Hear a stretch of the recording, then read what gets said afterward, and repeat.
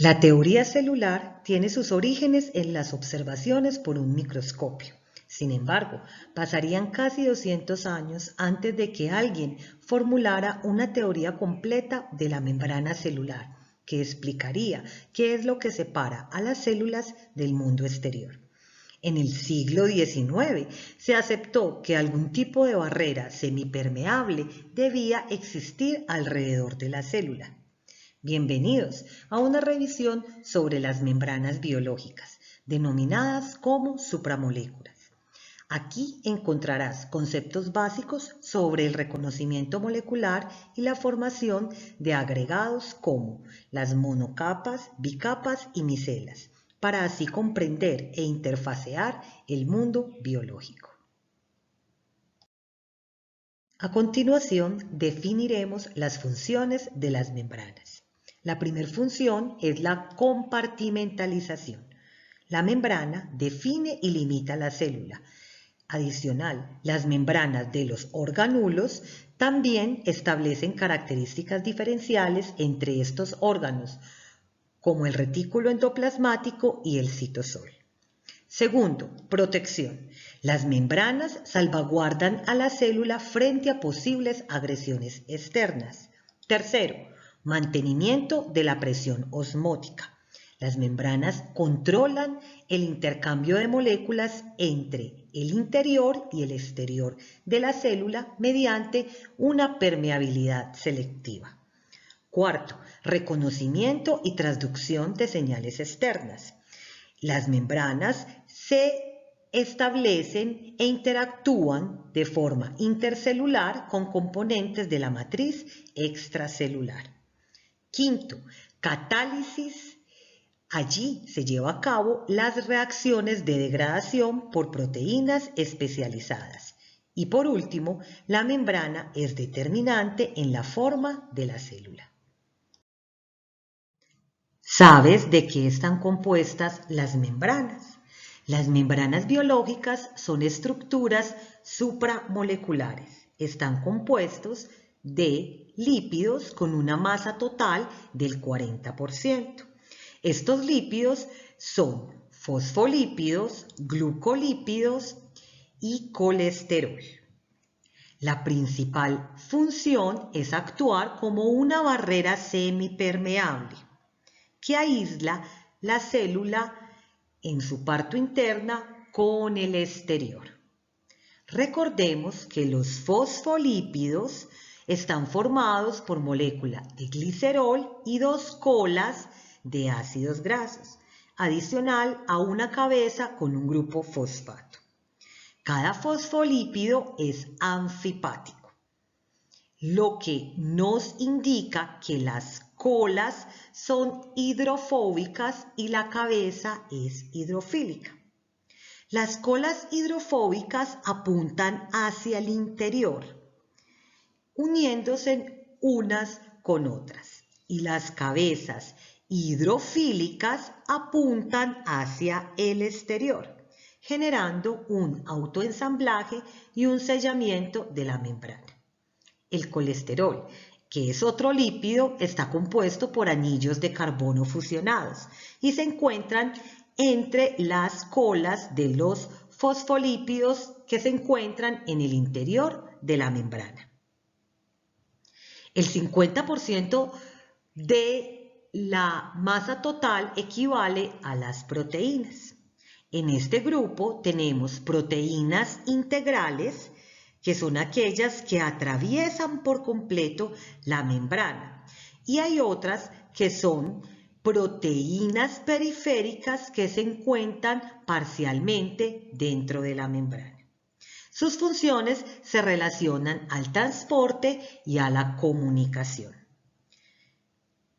Por último, tenemos los carbohidratos, que ocupan un 10% de la masa total.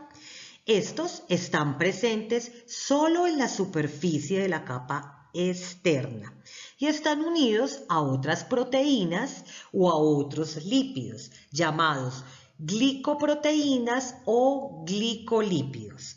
Y estas estructuras permiten la comunicación y enviar señalizaciones. Las membranas biológicas se forman por los fosfolípidos. Cuando los fosfolípidos se exponen a un ambiente acuoso, directamente al agua, ellas se autoensamblan, formando una lámina de 2 capas. Las colas hidrofóbicas apuntan hacia el centro de la lámina. Esta disposición resulta en 2 hojuelas que forman una capa molecular individual. El proceso de ensamblaje es conducido por diferentes interacciones, como las interacciones hidrofóbicas y las fuerzas de Van der Waals. Hay algunos enlaces electrostáticos y puentes de hidrógeno. También pueden formarse monocapas, moldeados por una sola capa de fosfolípidos. En la naturaleza los encontramos presentes solo en los microorganismos de tipo arqueas. En esta imagen se puede visualizar el ensamblaje de las 2 capas de fosfolípidos, que forman a su vez la doble bicapa lipídica, asociado a proteínas periféricas, proteínas de membrana y algunas estructuras como los carbohidratos. En 1972 se expone el modelo de mosaico fluido. De acuerdo con los estudios, se describe la membrana celular como un tapiz de varios tipos de moléculas. Se denominan así debido a que la membrana plasmática está en constante movimiento. Es fluida y no es una membrana estática.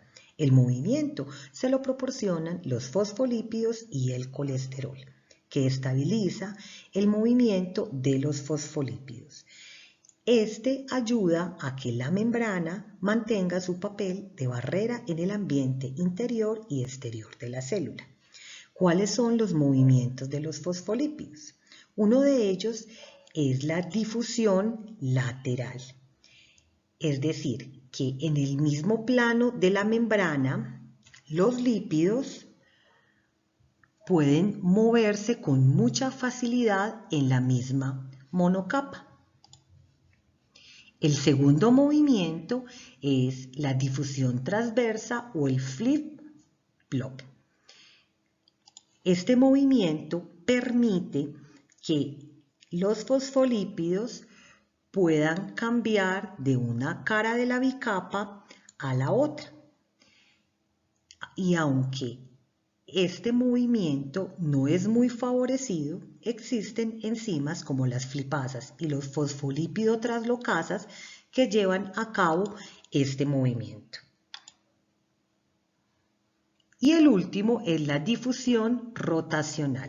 La difusión rotacional es cuando las cadenas de hidrocarburos que forman un fosfolípidos son capaces de hacer rotación por sus enlaces de carbono-carbono, generando flexibilidad entre las cadenas. Finalmente, este movimiento permite que a nivel de monocapas o a nivel de bicapas o sobre sí misma, los fosfolípidos tengan diferentes movimientos y están directamente relacionados con la temperatura. Para terminar, no olvides que el modelo del mosaico fluido hace referencia al comportamiento de la membrana que se compone de una bicapa de fosfolípidos, algunas proteínas y carbohidratos. La naturaleza fluida de la membrana está dada por la configuración de la cola de los ácidos grasos. La presencia de colesterol dentro de la membrana permite que haya control del movimiento. Las membranas plasmáticas entonces encierran los límites de la célula. Sin embargo, no es una bolsa estática, sino que es dinámica y está en flujo continuo. Gracias.